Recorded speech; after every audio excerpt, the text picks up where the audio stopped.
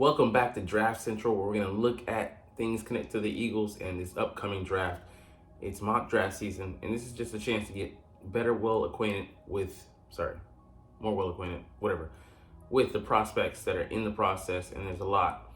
And everybody claims to have the wherewithal, the knowledge of all these inner workings, but I know the Eagles best because I deal with them. So we're going to look at some faulty mock drafts and fix what is ailing them.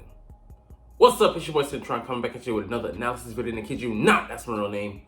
First up here, PFF's take at it. 3-round 2024 NFL mock draft. Vikings straight up, I don't give a fuck. We're just going to look at what the Eagles are doing. So, JJ McCarthy is rising up the boards. He just had his pro day, so I don't blame them for, moving him up because, it's a feast or famine type deal in the NFL. And you're late to the table, you might get your plate scraped, not get a chance to eat.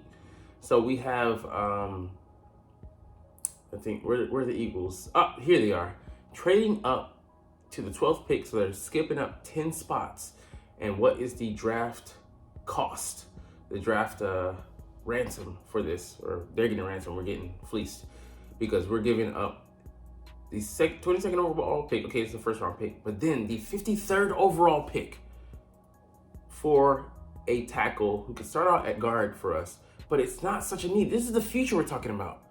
I can see we had a pressing need and he was one of the premier guys, but this is the wrong draft to put a premium on an offensive lineman, especially an offensive tackle, because they're in spades. There's 8 guys I would put a first round draft grade on, potentially more. And then in the second and third round, guys would typically be day 2 picks, high or medium second round picks are being pushed down because there's so much depth there. And then, trades and such are going to naturally push other guys down at other positions. So you have a chance to draft a premium guy on day 2, whereas you would have been pressed to press the issue on day 1. This is not the case. Fuaga is not that guy, man. So I really don't get, we get a future third round pick, but that doesn't help us in the now. As you can see, in free agency, we pretty much have gone all in. So we're in win now mode. And if we can prioritize the future, while also addressing the present need, there's nothing to say that this is even a dire need, because we drafted a guy in the 3rd round, Tyler Steen, who is going to battle for that right guard spot. Similar to the way that Cam Jurgens, who decided to be a center, battle for the right guard spot, and he won over Steen because he had a year of experience. A gap year is a huge advantage. Even though he didn't play, he was taking advantage of all that knowledge he gained from guys like Kelsey, guys like being behind Isaac Seumalo for a year. So I expect more of the same. And like I said, we drafted another guy who's a windfall depth, but could compete for a starting job as well in Matt Hennessy. So this is not a pressing need. No need to give up that draft capital. If you're going to do so, we're going to see that later in another mock draft. Do it for a premium guy at a premium position. And this is not the case. So I hate this one for us. But let's see where they went in the 2nd round with their 2nd pick for us. So they, the 50th overall pick, we draft Jalen Polk. Like, this is just confusing. He's not a premier receiver or like someone who's going to elevate the offense, and it's not such a huge focus on the number 3 receiver. You see what we've done with it the past couple of years. We've relegated guys to tier 4 or 5, or I should say pecking order 4 or 5 status. It's not such a highlight. And I believe that's going to change to some degree. Granted, the tight end 2, and running back are going to be included more so in Kellen Moore's offense, to be as multiple as possible, to make it more difficult to narrow in on the guys like Devonta Smith and A.J. Brown. That being said, he's not that guy. Didn't even run, he's not running a premier 40. If this had been a Xavier Worthy or that Adonai Mitchell, who I believe are gone at this point, and they have Troy Franklin going, the Chiefs, this mock draft is just all out of sorts. Like I said, they were going with some numbers, something like that. If it was Roman Wilson, okay, I'd have said fine. Who else is on the board? Keon Coleman even gives you that size there. But there's no way in hell that Jalen Polk, the so-so receiver, who might actually be behind the number 3 receiver at Washington, I forget his name. No, I mean, in that receiving core, it's Romo didn't say. There's a huge drop, and then it's him and the other guy, and he doesn't compare to a litany of other receivers that they have. I'm not saying in Javon Baker, because I don't think he deserves to be a number 2 second round pick. But there's no way in hell we're gonna let this guy slip to this spot. We're enamored with him. We brought him into, I think, the draft process, where we went to go see him. Either way, we know that we're on a 1-year window with Devin White, and we got to get someone in that building. Sorry, it's Jalen McMillan. And yeah, I believe a lot of the receivers that we might have been targeting are gone at this point. But no, he's not the guy. All right, let's get into this 4-round mock draft and see what's shaking. Because he had a good start for us here.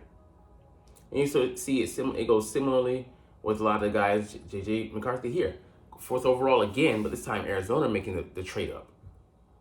There's a lot of caveats to this thing. And this time, Roman Dunce, instead of going to, I think, Chicago, I think he went 8th overall as well. That might have been a trade as well, but the guy is popular. He's highly talented. They're not going to let him slip.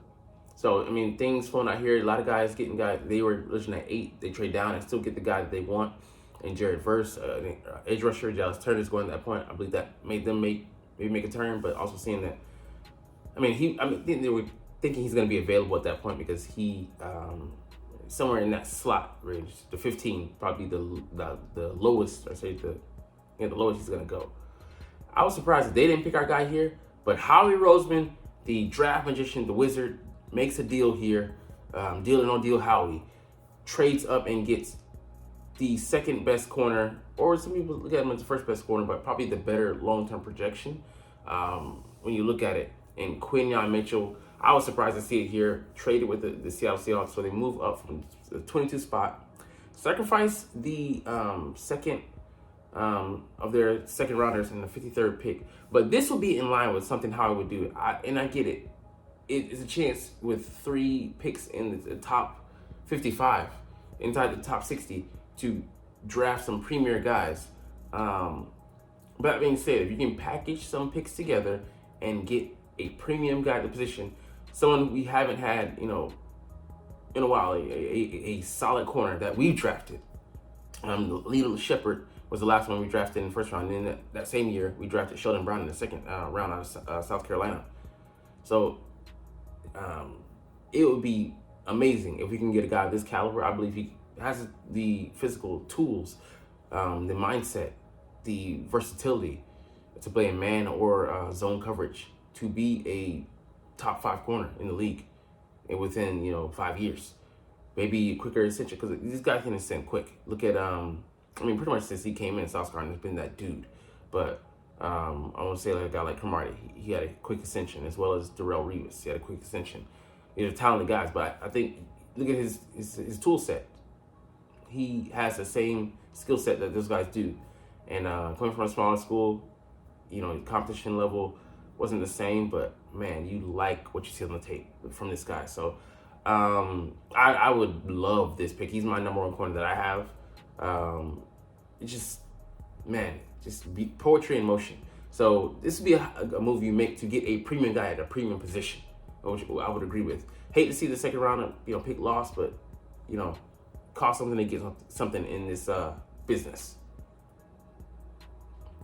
So Xavier Worthy going here early. This is a pick that Kansas City would make. I don't know if they would trade up, but you want to double down. 1-year deal. He can sit and learn behind Marquise, be that package guy, sub-package guy, and then take the reins next year. Not do what they had to do. They forced a guy like Sky Moore into that position. Although he was a second round pick, still development may have stalled out. And a guy that I love, if his medicals all check out, I could see him in the first round. He has a talent, but he has 2 reconstructed knees by way of ACL. Could be worried about that for sure. let's see, we go all the way to the fourth round, so I don't know why I'm skipping through this. But we have that second round pick, which I don't agree with. I'll tell you just, ahead of schedule. But we go with we traded the 50th overall, so sorry. The 53rd, Jatavion Sanders. This does nothing to help us now. We re-signed Albert O. Tight end is not in. He's in the same mold. If he could come in and have an immediate impact, or he was a long-term two-way guy, sure, fine. There are guys I like much better than him who don't have a limited skill set. He's a glorified receiver, souped-up receiver. Don't need that in this offense. And we have guys that, like I said, Albert O, that fit that mold.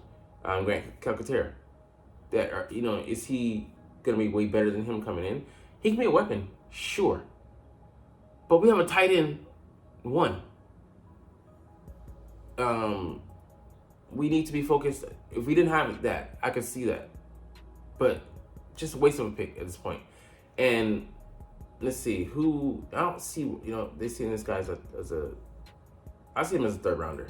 But someone's going to fall in love with speed and probably take a chance. But swap these picks, give us Edgerrin, because this is a long-term play. Like I said, Devin White is on a 1-year rental. He's there on the board and we don't take him. No, I don't see that. So faulty pick. And then there's some guys behind him that I would see us pick, like I said, Keon Coleman, potentially. Potentially going this way with the second rounder and then first rounder going a different direction. There's, we have the luxury of going BPA, best player available, because we have taken care of some of our needs in free agency, immediate ones, and we can kind of just redress the wounds and add depth along the way. But interesting, he goes at the bottom of the second round in both mock drafts. Interesting. Different teams, though, I think.